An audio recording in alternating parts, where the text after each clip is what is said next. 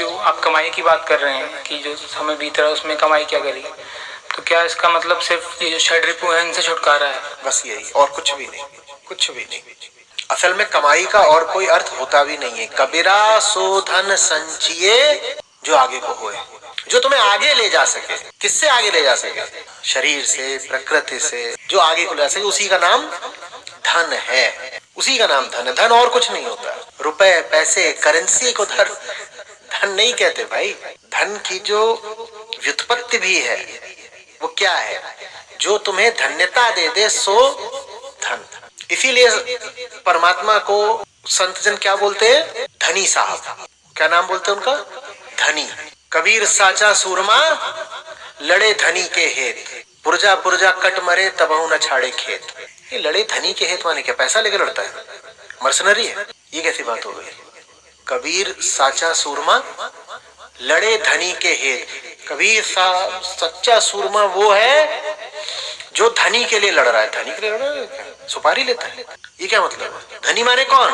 और जब तुम उसके लिए लड़ते हो तो शरीर की परवाह नहीं करते, क्योंकि शरीर था ही इसीलिए कि उसके लिए लड़ो। तो फिर पुरजा पुरजा कट मरे, शरीर के टुकड़े टुकड़े भी हो जाए तो भी खेत, खेत माने क्षेत्र, रण क्षेत्र को नहीं छोड़ता। पुरजा पुरजा कट मरे तबहु न जाड़े खेत। क्योंकि शरीर बचाने के लिए शरीर थोड़े ही मिला था भाई। टंकी में पेट्रोल क्यों डलवाया? ताकि पेट्रोल फिर एक दिन अपनी चिता पे डालो। तुम्हारी टंकी में पेट्रोल डलवाया इसलिए कि उससे तुम्हारी चिता की लपट उठे। काहे को डलवाया था?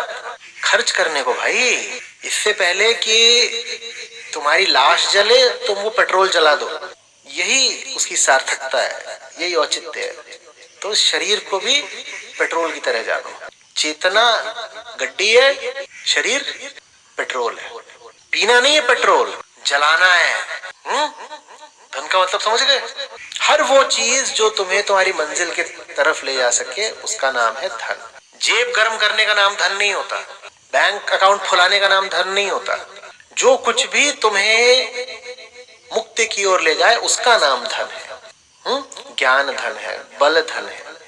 जिसको हम रुपया पैसा कहते हैं वो भी धन हो सकता है अगर उसका इस्तेमाल मुक्ति के लिए किया जा रहा हो। जिस भी चीज का तुम सही इस्तेमाल सही उद्देश्य के लिए कर सको वो धन है। तो निर्धन कौन है? जो अपने संसाधनों का उपयोग मुक्ति के लिए नहीं कर रहा वो निर्धन है। अंतर समझना। मैंने नहीं कहा कि जिसके पास संसाधन नहीं है वो निर्धन है। मैं कह रहा हूं जो अपने संसाधनों का इस्तेमाल मुक्ति के लिए नहीं कर रहा वो निर्धन है। साहित्य में एक मुहावरा चलता है, गिलहरी योगदान। जब आपके पास बहुत संसाधन नहीं होते लेकिन अपने संसाधनों का सही इस्तेमाल कर रहे होते हैं तो उसको मालूम है क्या बोलते हैं? गिलहरी योगदान। कि जैसे गिलहरी के पास इतना ही संसाधन था कि वो 2-4 कण रेत के ले जा पाती थी सागर पर पुल बनाने के लिए राम का, पर वो जितना कर सकती थी उतना उसने 100% किया। तो जब किसी के पास बहुत नहीं होता पर जितना भी होता है उसका वो सार्थक इस्तेमाल कर रहा होता है तो उसको कहते हैं गिलहरी योगदान। ये हुई धन्यता। फर्क इससे नहीं पड़ता तुम्हारे पास कितना है, फर्क इससे पड़ता है कि तुम्हारे पास जो कुछ है उसका तुमने इस्तेमाल क्या किया। जो अपने संसाधनों का सही इस्तेमाल कर रहा है वो धनी है, उसी के पास धन है। और जिसके पास कम हो चाहे ज्यादा हो पर वो अपने संसाधनों का गलत इस्तेमाल कर रहा है वो महानिर्धन है। धनवान उनको मत बोल देना जो तोंद में पैसा छिपाए घूमते हैं। धनवान वो है जिनके पास जितना भी है उसका सही इस्तेमाल करना जानते हैं, वो धनवान है। धन तुम्हारा संसाधन तभी है जब वो धनी के लिए इस्तेमाल हो, नहीं तो तुम्हारा संसाधन धन नहीं है। संसाधन तो है पर धन नहीं। मिले अमीर लोग उनसे कहना आप संसाधन युक्त हैं पर आप धनी नहीं है। धनी तो हम हैं। छोटा सा प्रश्न है सर जी कि प्रकृति के 3 गुणों का इस्तेमाल कैसे करना है ऊपर जाने के लिए? कोई व्यवहारिक उदाहरण कोई हुआ मतलब बता सकते? नीचे क्या पकड़े हैं इसकी बात करनी होती है, उसकी बात करे बिना ऊपर की बात करना बहुत बचकाना है। वास्तव में ऊपर कुछ नहीं है, जो तुम्हें नीचे जाने से रोके वही सब कुछ है। उसी पर ध्यान लगाना है, उसी पर अपनी चेतना की लपट लगा देनी है। बिल्कुल ऊपर क्या है? कुछ नहीं। हम ऐसे हैं जैसे गैस का गुब्बारा। ऊपर क्या है? ऊपर क्या है बताओ ना? ऊपर तो कुछ भी नहीं है, खाली आकाश है, ऊपर की क्या बात करें।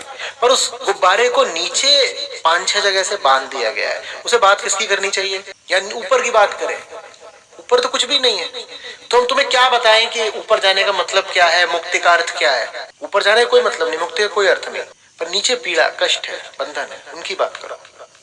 उन्हीं से जो मुक्त हो गया वो ऊपर पहुंच जाता है।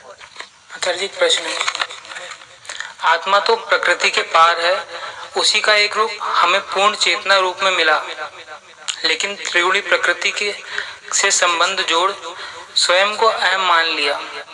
शरीर मिला है चेतना को अपनी वास्तविक पहचान तक ले जाने के लिए, तो आत्मा तो मुक्त है ही। हमारी मुक्ति का अर्थ क्या यही है कि जीवन जिया स्वयं को क्या मानकर? मुक्ति ना आत्मा की है ना शरीर की, सिर्फ जीवन की मुक्ति या कुछ और भी है? जिसको मैं बोलते हो उसकी मुक्ति, इसमें इतना मुश्किल क्या है? मैं ही तो बंधन में है ना। क्या बोलते हो, मेरा शरीर फंसा हुआ है। जब भी तुमने कभी अपने कष्ट की बात करी है, क्या बोलकर करी है? तुम तकलीफ में हो या कोई और झंझट है तो क्या बोलते हो, जरा बोलो, क्या बोलते हो? बोलो, हाँ बोलो, क्या बोलोगे? मैं तकलीफ में हूं। और कैसे बोलोगे? मैं झंझट में हूं। और कैसे बोलोगे? मुझे सर दर्द है। और क्या बोलोगे? या ये बोलोगे कि सर दर्द को मैं हूं, या ये बोलोगे सर को दर्द है? तुम ये क्यों नहीं बोलते सर को दर्द है, तुम बोलते हो मुझे सर दर्द है। इन दोनों बातों का अंतर समझो ना, इसी समझ जाओगे कि फंसा हुआ कौन है। कौन फंसा हुआ है? मैं फंसा हुआ है। मैं वो जो हमारी चेतना के केंद्र पर बैठा है वो फंसा हुआ है।